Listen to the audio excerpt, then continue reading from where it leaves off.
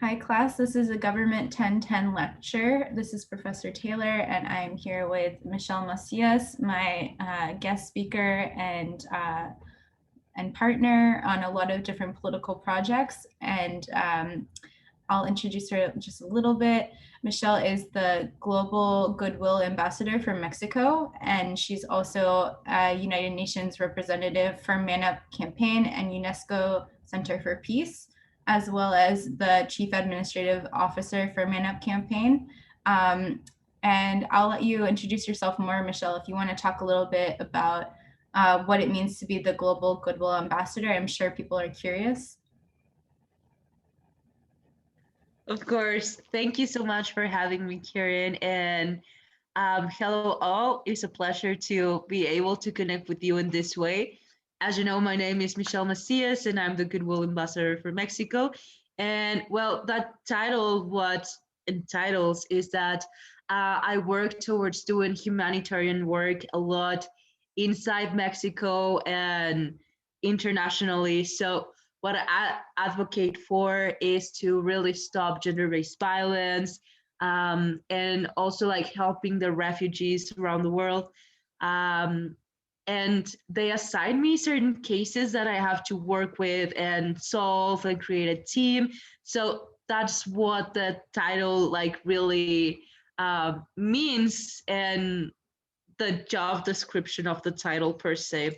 Also to represent, of course, Mexico internationally speaking and in the international forums, etc. And as an advocate for Man Up Campaign and participating at United Nations, what what I really work towards doing these two other NGOs is bringing the gender equality lens to the public policy making, and also working towards the peace creation, the peace culture education with UNESCO Center for Peace. So I've been working with Kirin inside the ECOSOC and inside all its different forums in the creation of these resolutions that are focused in the different perspectives from ending homelessness to bringing equal rights to everyone. So it's just gathering my purpose of life and working every day towards creating a better world, little by little. So that's my introduction so far. Thank you so What's much. next? Yeah, so today's topic we're going to be talking about for class is Puerto Rico and Puerto Rico's neocolonial status. Sorry, I'm just going to backtrack there. It's Puerto Rico's political status, which from an analytical point of view, I'm saying is neocolonial.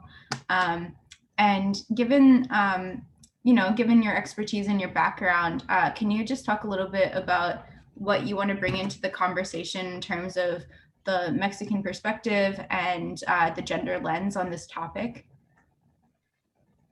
Absolutely. Well, first of all, I think even though that I am the Mexican representative and I also represent the Latinx community, it's hard to generalize the whole perspective. But as I've been really working in the subject, like I've seen so many contrasts that fit into a general perspective that's been written and it's been out there for years. And also in the general feeling of the population that I've been really working with inside the Latinx community. And on the other hand, um, I think it's really important to bring the gender lens to every conversation since it's part of really changing the system that has been having this toxic dominancy over the world and over like the past years.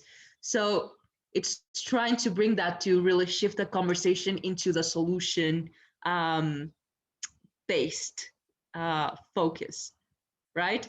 Um, with Puerto Rico, what really shocks me is that 2021 still a colony, still something that it's treated as a property instead of actually recognizing the rights of the people, that the Puerto Ricans, right?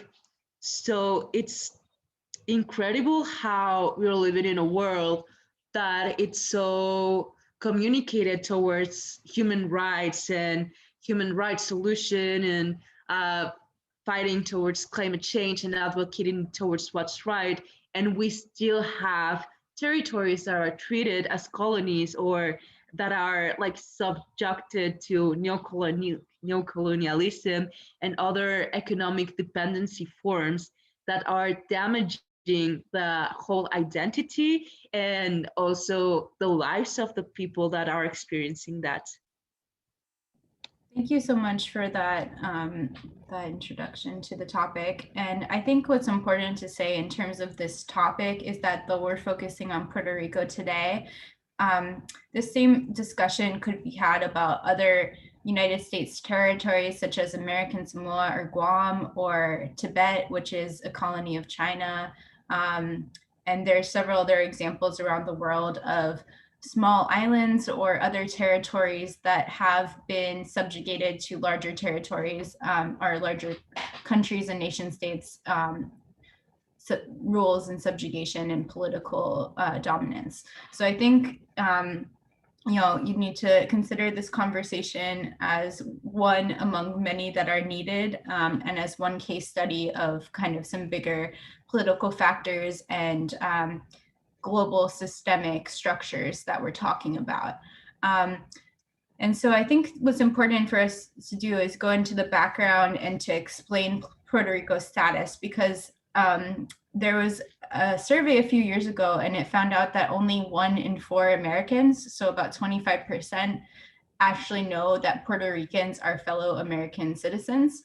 So that is, it's shocking, but I know from experience that seems to be the case. I actually did not know much about Puerto Rico prior to being in college and prior to having a research focus on Puerto Rico and especially on Puerto Rico's status. So the everyday person is unaware of the ramifications of that political status for the island and even the relationship that the US has to its territories, including Puerto Rico. So I think we should go into some history, and I'm going to share my screen here. And Michelle, just chime in whenever you want to say anything. All right. So this is just actually a rough title, since Michelle is here in with me, giving her social justice and neocolonial lens and the gender lens. So Puerto Rico was won by the United States from the Spanish-American War in 1898. And actually before that, Puerto Rico was a colony of Spain for 405 years, which is a long time, obviously. I think the important part is that Puerto Rico was actually about to gain independence from Spain at the point where the United States won them. So actually it was like they were so close to not being a colony, and then they were a colony again. But from that point where Puerto Rico became a colony of the US until the enactment of the Puerto Rico Federal Relations Act of 1950, the island had really no control over its own governmental proceedings, and it was actually considered a colony. And so that's from Levinas 2008. And then during that period too, when they were won, there was an Americanization period where a lot of laws and policies and education were hoping to assimilate the Puerto Ricans to the American lifestyle and education system, language, English language, etc. So that's some of the important background. And so when we talk about the status, like I just mentioned, United States has 6 territories. So when we call it a territory, it means that it's related to the United States in terms of governance, but there are distinctions in the way that governmental relationship functions. So it has the status of commonwealth, which means that it's supposed to have its own systems of government and governmental sovereignty to some extent, though it's still subject to the US federal rules and jurisdictions. So at this stage, it's not actually called a colony, like in any formal documents, in any legislation. However, it is not, it remains unincorporated by the US, not by choice.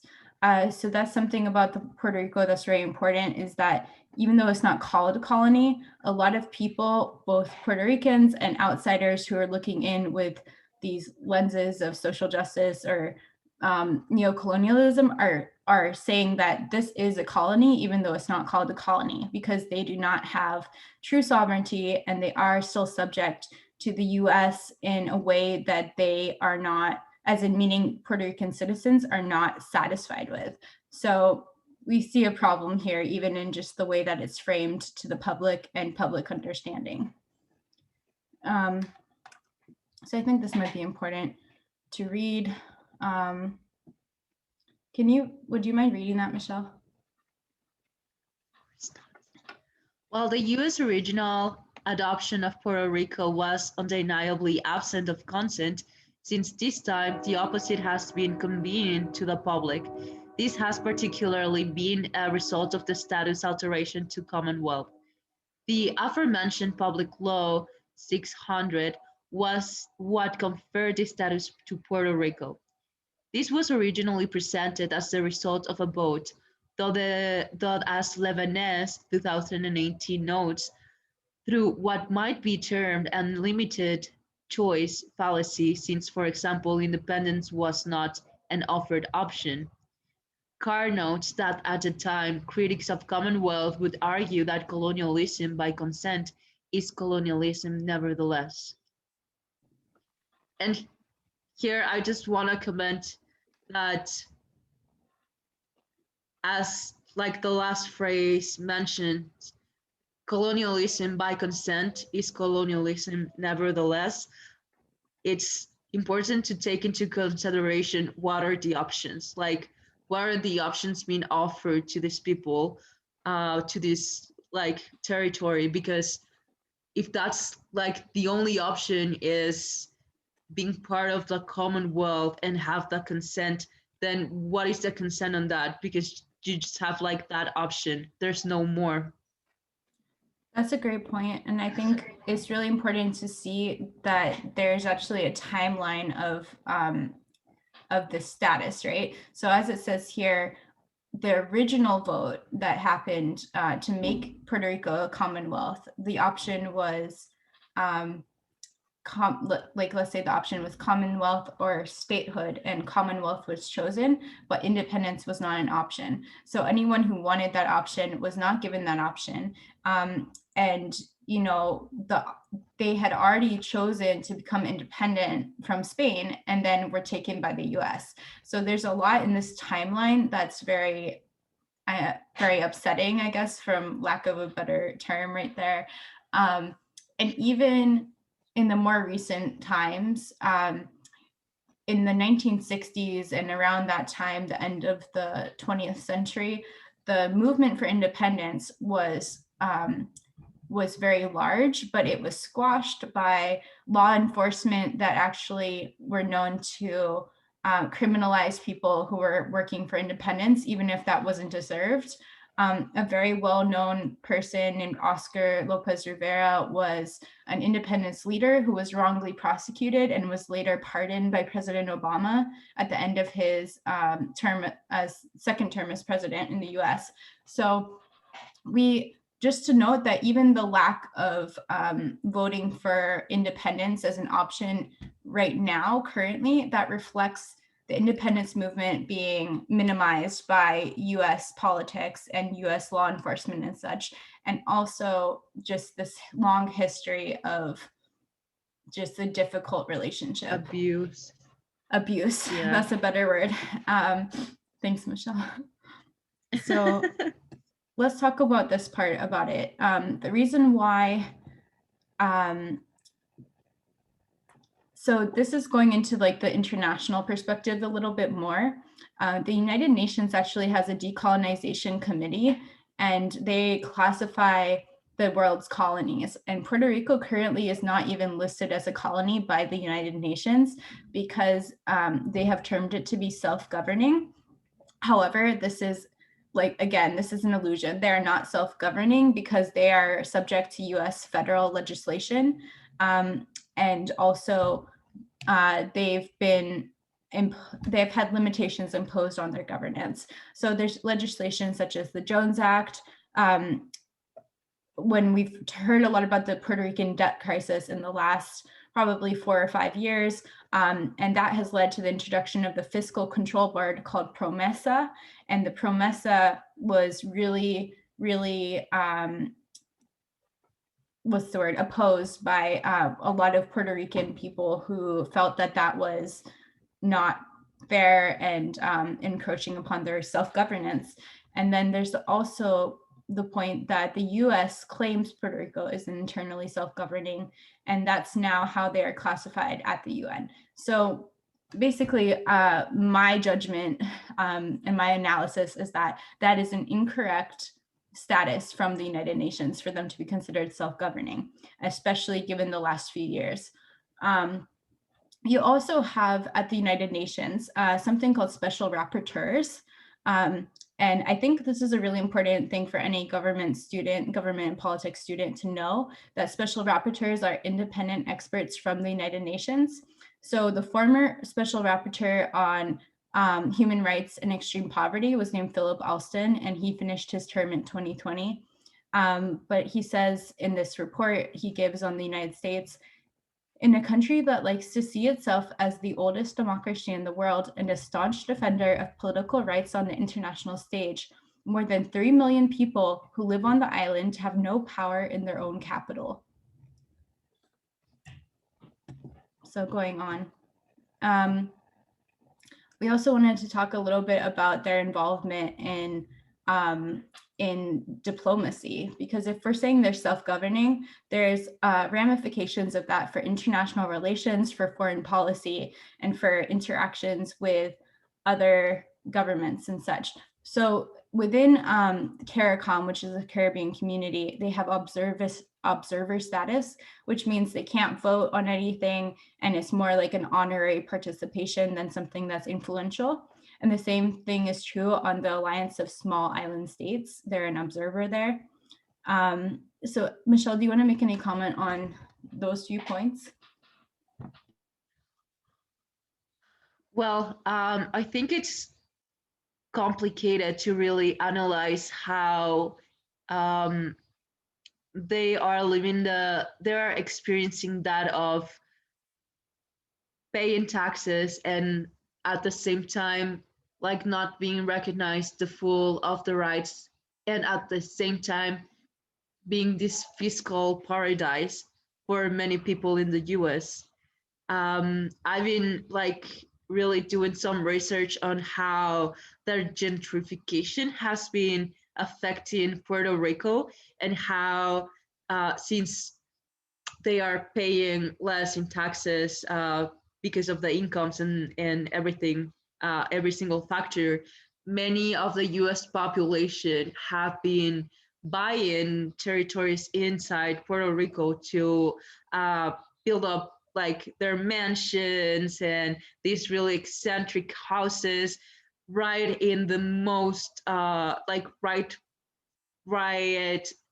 beside the most poor neighborhoods in the world. So it's like nonsense. How is this happening, or how is this being allowed?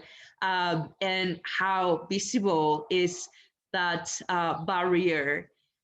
Also, it's vital to know, for example, here in Mexico, many people don't believe that Puerto Rico is territory of the US.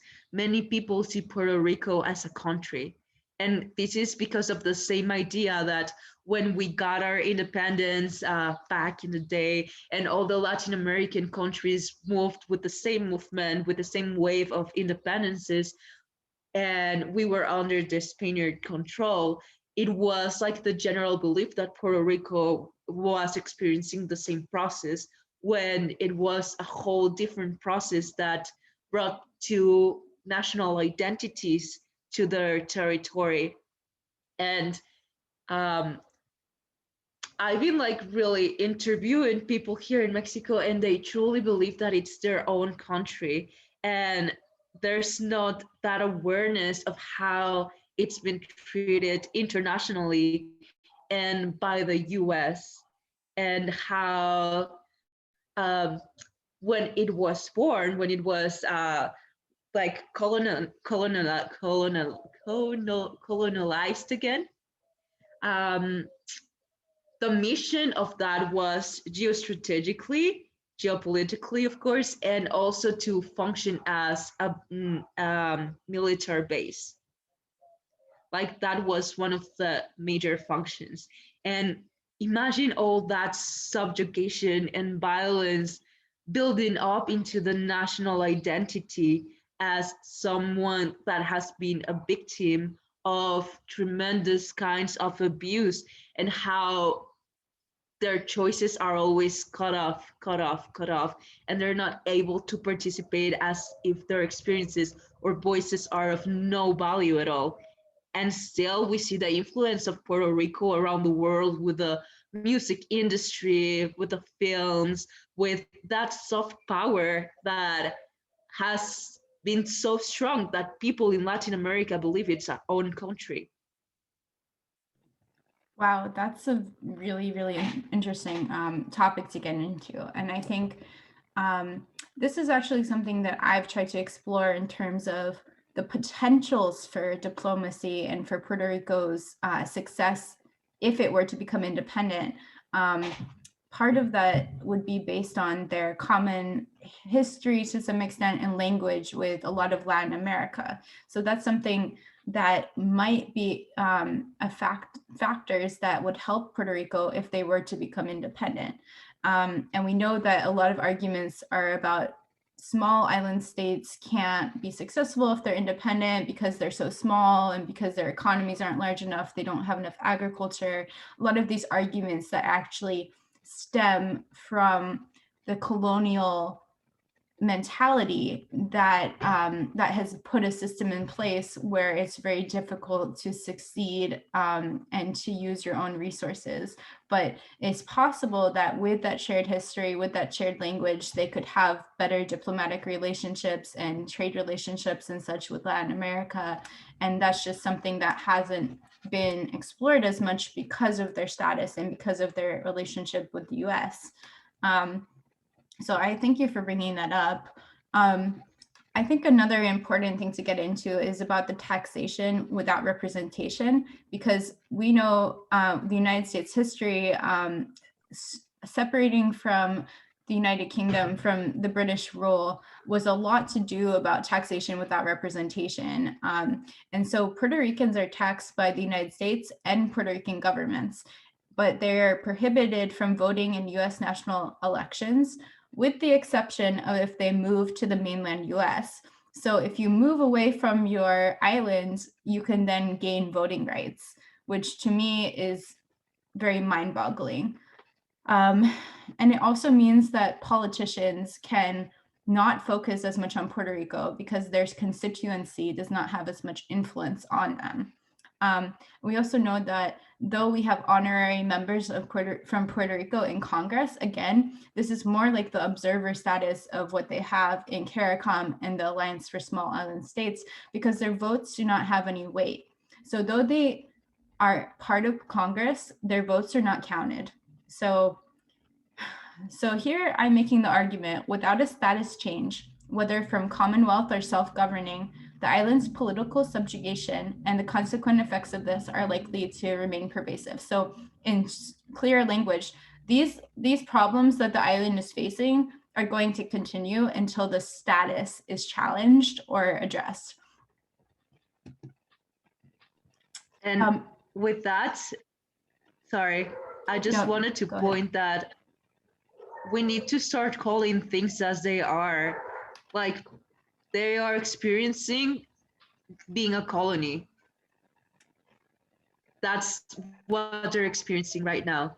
So if we start calling it what they're experiencing, then it's easier to address it because it's easier to raise questions of why is it 2021 and there's still colonies out there, there's still territories that are being abused by other countries and they're not experiencing the same rights. Right, sorry. Or like even what you mentioned, if Puerto Ricans move to the mainland, they have rights. So what does that tell us? It's telling us that they're separating, like, that policy is to basically separate them from their environment and identity to have rights. So if we start like saying things as they are and like bringing that clarity and resolution, then it's more impactful to address them because there's no other way. And also, sorry, I wanted to mention before that there is the language barrier. That's one of the things that's been um, how do you say it? Like that's one Debated. of the factors of people, yeah, that's alienation, the Spanish language, and it's also like been serving towards facing discrimination in the mainland since people, like you said, people don't know that it's a US territory. They think that's one of the other Latin American countries, and they're treated with that same lash of being discriminated when they're part of the US. They have the US passport, they have the US citizenship. So, like, that only language is a point for discrimination per se. And that should be not happening. There are many languages in a I very agree with diverse you. country. And this is bringing in the human rights perspective that actually languages are a point of problems within the US for not just Puerto Rico, but also just in general. We have so many Spanish speakers. I don't have the statistics in front of me, but basically the United States does not even have an official language of English. There is no official language, yet our educational systems are in English, and for the most part, and it presents a lot of issues for people who are non-English speakers. And so this comes up with Puerto Rico. When we were talking about the history of Puerto Rico and that Americanization period, they were literally had policies in the schools where teachers could only speak in English for, and this legislation went back and forth. And so I can share that paper that I've written on the language policies of Puerto Rico with the students of the class. But what I want to say is that they told teachers to only speak in English, teachers who did not speak English, that they could only teach in English. And so that had such a negative and long-term effect on the education of citizens within Puerto Rico. And it's just another example of a human rights violation. And so I like that, Michelle, you're connecting human rights to language and to that sort of factor. So I just wanted to go back quickly and say that this, some of this content in this presentation is from research that I did, like a graduate thesis. So this, for example, is an excerpt from that. And going back to this, we've been talking about the contemporary issues that Puerto Rico is facing. We've already mentioned the debt crisis. We've alluded to the diaspora or exodus, which means the it's like a large pattern of migration from somewhere to somewhere else. And in this case, Puerto Ricans, a lot of Puerto Ricans are actually living in the mainland US. So there's more Puerto Ricans outside of Puerto Rico than in Puerto Rico at this stage, which is very significant. And that's been increased again by this thing like the debt crisis or by natural disasters, which are driving people to seek economic opportunities or safety elsewhere. It's driven by the political status because Puerto Ricans want to be able to vote or to participate in the political process more significantly than on the island. So that also causes people to leave. And I have a quote from a Puerto Rican scholar here who says, "Today, Puerto Rico is one of the few colonies left in the world. It is an extreme example of social deterioration with some of the world's highest indexes for drug addiction, alcoholism, broken families, and criminality. And we know that each of these problems, literally all of these problems, are intensified by their status because it exemplifies a lack of political control. So the United States is trying to claim that they need to be involved in Puerto Rico's governance because of all these problems, because of the debt, because of the need to help them recover from the earthquakes. Yet they have been involved since 1898, and they have very largely caused so many of these problems, or at the very least been like contributing to them, if even if they haven't caused it. So that's what I want to say. I feel like very passionately on this topic just because I think it's discussed so little. Like, I think this is something you should learn about in middle school or high school, yet we're here at the college level and, you know, exploring the issue, many of us for the first time. Absolutely. And like just as a statement, going back to the language factor, linguicide, that's one of the implementations to for the colonies just to start Americanizing in this situation. A linguicide always leads to an ethnicide. The culture is lost with the language, the identity, the whole culture of 400 years ago is like being questioned, and it has to change. As like Kirin was saying, the education was just one of the things that was obliged by the government, right? The education in English with people that don't speak in English, like you have to teach something that you don't know. But the other thing is that the laws are in English. To get access to the public policy making, like you have to change the whole language, and you have to be fully aware of using it right to not get into those dilemmas of what comprises a commonwealth, what comprises or what entitles the statehood status.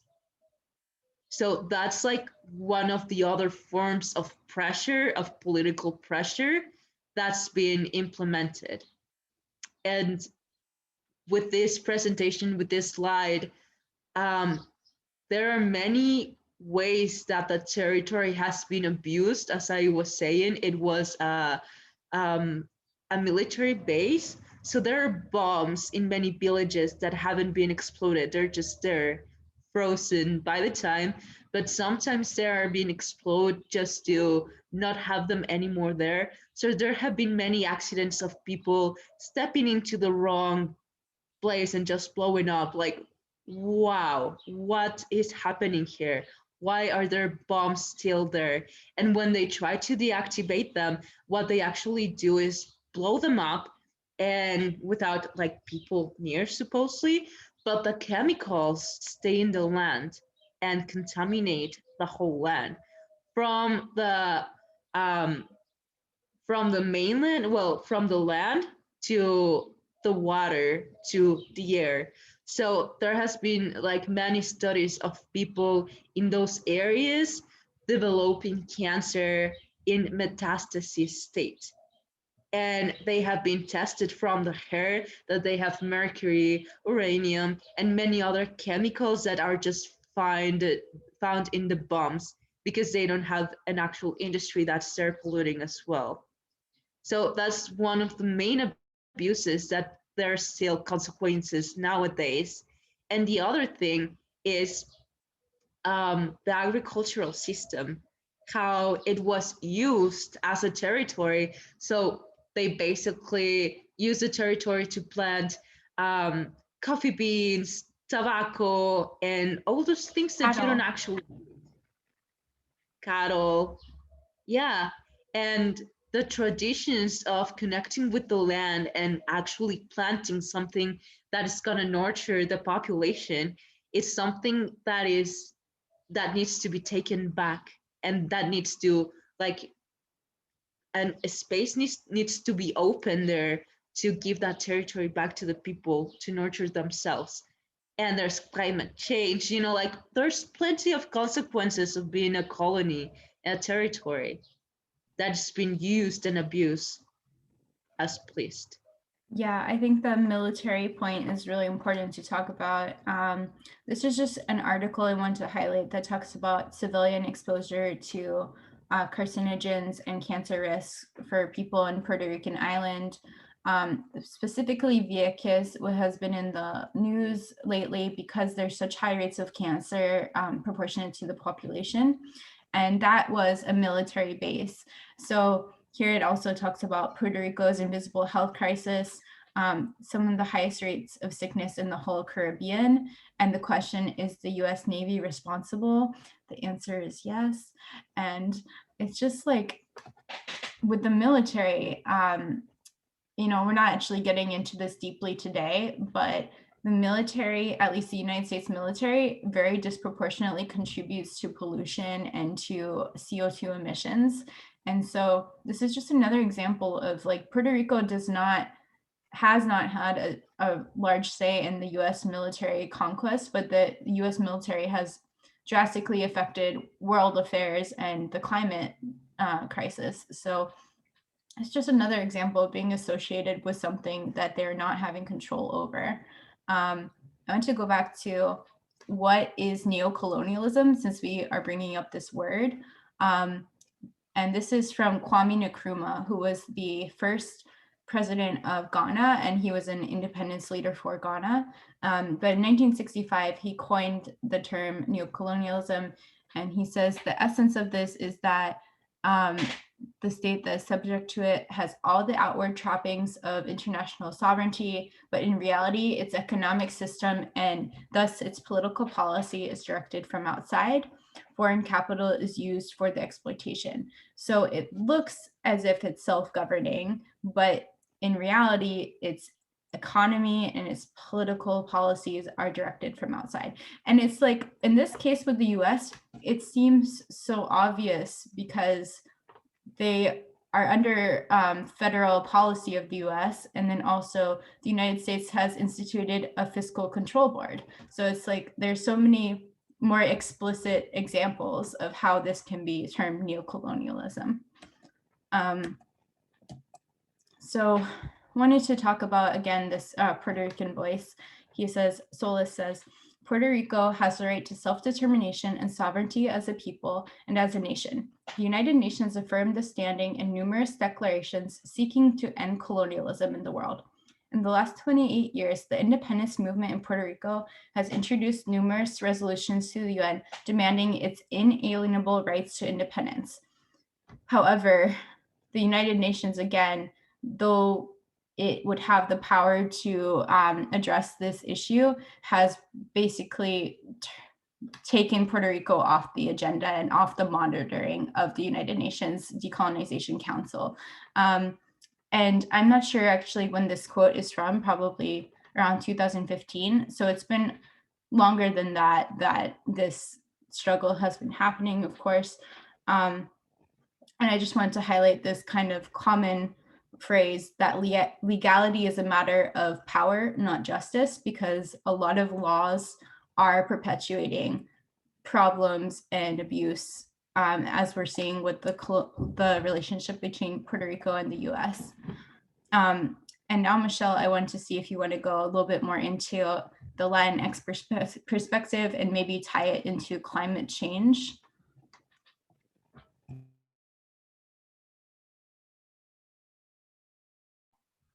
Sure.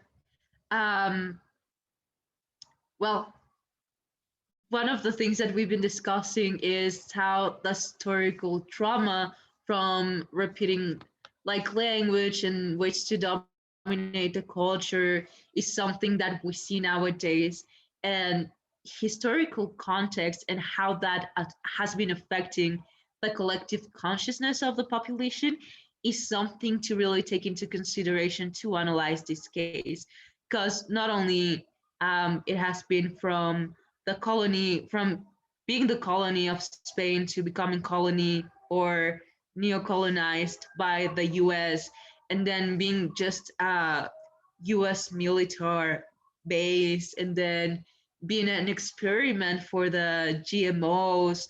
Like those ways are all the ways in the subjugation of language. Like there are plenty of ways of abuse that has been perpetuated to this population for more than 700 years. Well, no, sorry, like 600 years, easily. Imagine if you were like, for me, an exercise is just like, imagine what would do that to your mental health, or imagine just how would your environment would look like if you were experiencing that situation from your grandparents to your parents to you, and like all the generations behind. That's the intergenerational trauma, and it needs to be addressed as when solutions are finally achieved, there should be like a regeneration process with the identity of the people. um, the military project started in 1898, and didn't stop, and it brought all that pollution. But we have to be conscious that the pollution in there is not only like, oh, it's a bomb explodes and like there's like the chemicals. And no, the chemicals go not only in the air affecting the population, they go down on the earth and affect the crops, the cultivation process. They go down to the water, and every single like use of the water is going to have all those chemicals, and it's going to be affecting the animals in there, the whole flora, fauna, and the people in there. So it's huge, the like the abuse that has been created over that land, and that it's hard to really work on the regeneration if it's not even a conversation at international level. Mm, the other thing is the international way of saying things. As Prof.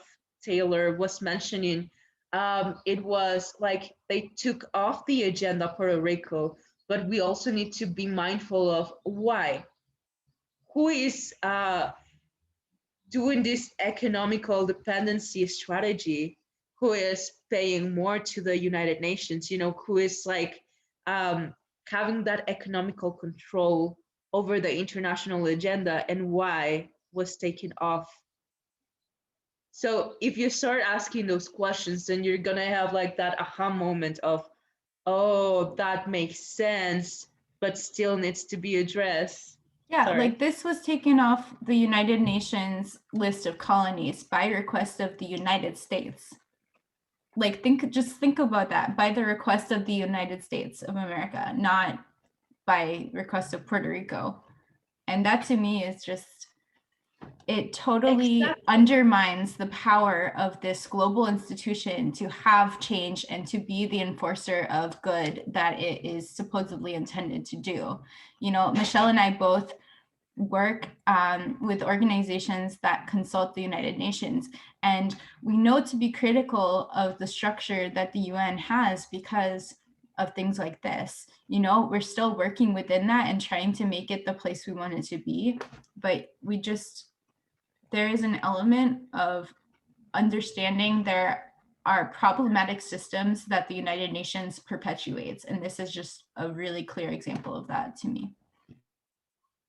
Exactly. Just the fact that we are still having the Security Council with 5 nations ruling over 195 nations or more. I don't know if I have the right number, but like 5 nations have the voice and the decision of saying, you know, just because my perspective is like, I don't feel Puerto Rico is a colony because it's my territory, then boom, taking off the conversations, taking off the agenda, taking off the international view.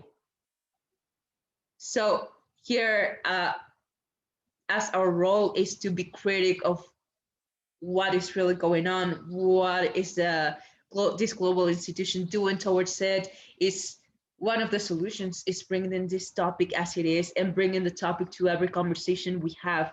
And I think everyone in here has that power, like, oh, I just found out that this is going on and that cannot happen anymore. Like, we need to start having conversations with everyone that's around us, but especially with the decision takers, because then we'll have more people advocating, doing advocacy level towards Puerto Rico, and then we'll have the international pressure that's going to be eyes everywhere saying this is so wrong and needs to change now. We cannot have this in our 2021. So it's just like bringing that topic to every conversation and going back to the presentation. Um, One of the biggest impacts is the economics, how that dependency is really working as a point of pressure of not having enough resources to combat, to fight climate change, not having enough resources to develop other areas. And um, like there's a phenomenon that has been going on of the gentrification problem in Puerto Rico, where you see mansions that I was like, I think I addressed this before, but there are like really a lot of people moving towards Puerto Rico because they pay less taxes and it's cheaper to live there, and it's like a paradise.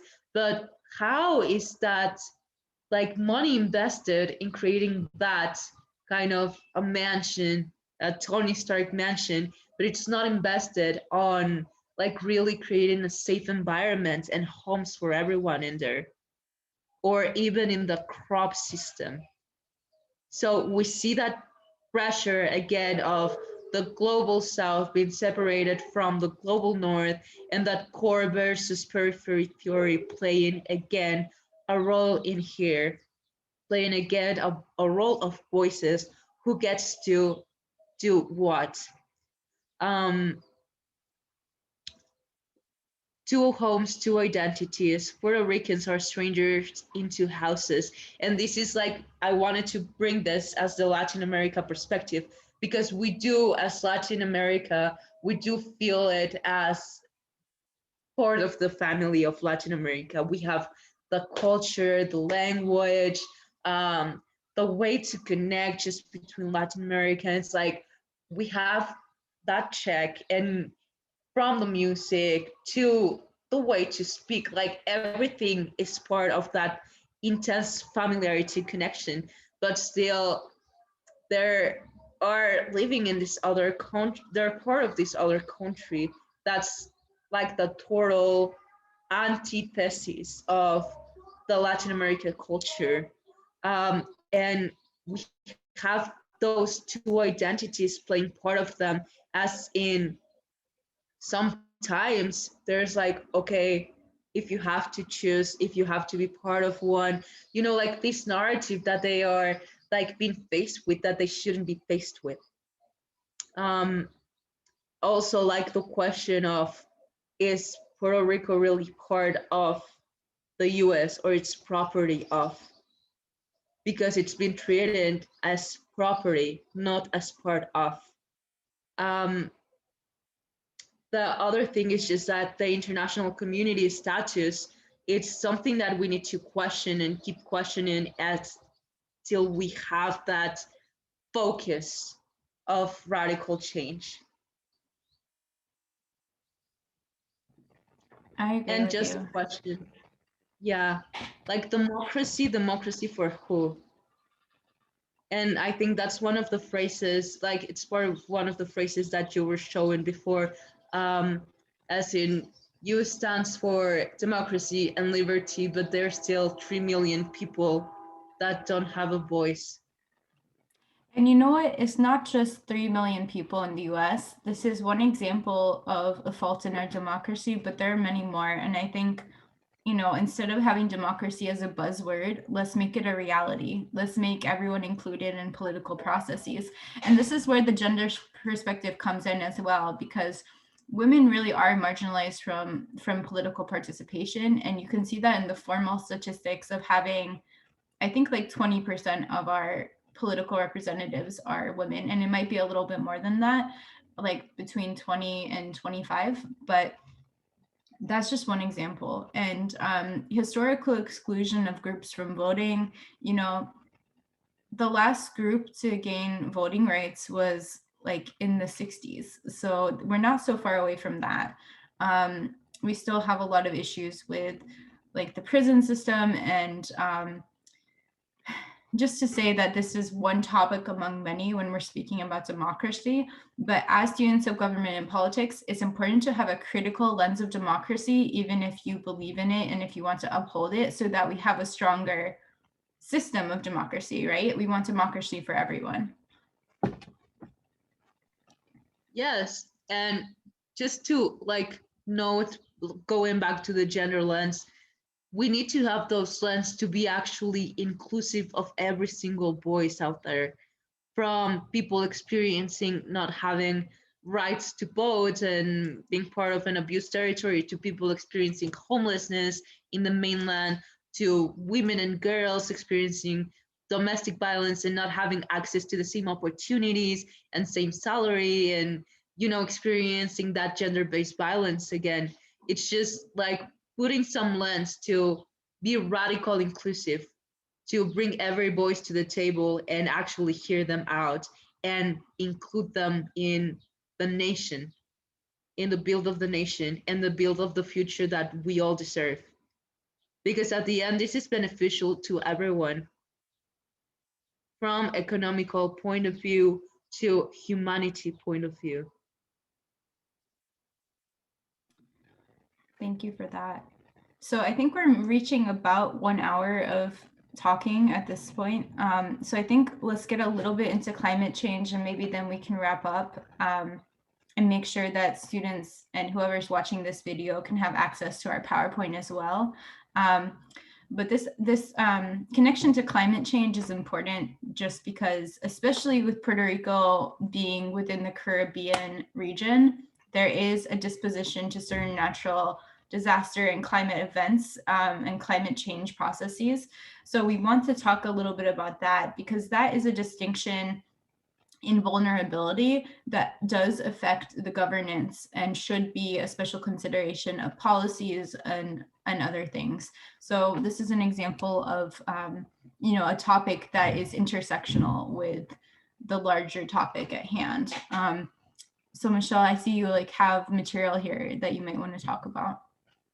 Yeah, well, from the part of the bombing and how those chemicals have been affecting to the whole land, we have that impacting to the climate change and impacting to the repercussions that the mainland has, and how to really grow crops when you have all these chemicals in.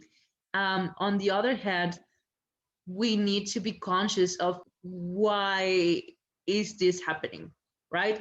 So we have the fishing industry that's one of the most harmful in the whole world. They break up the ecosystems that basically bring us the clean air.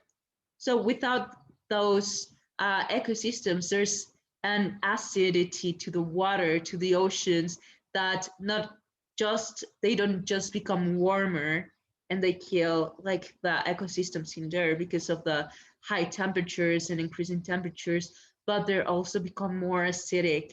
And well, like the repercussions of that are just not even imaginable today, because if you analyze this, most of our clean air comes from the water, from the sea.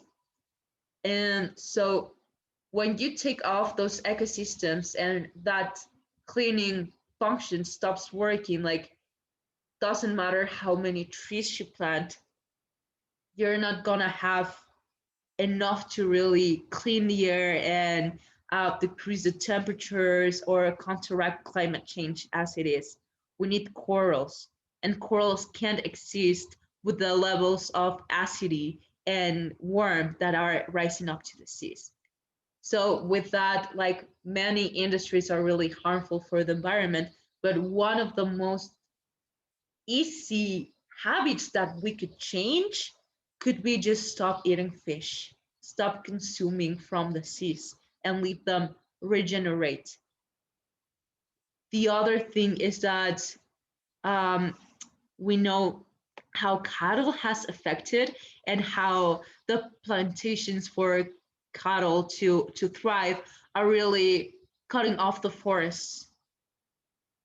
So I know we're coming to the time, but it's just like a general topic that there at the very end are habits that we could shift from to a more healthy habit that could regenerate the environment, not just for Puerto Rico, but for everyone else.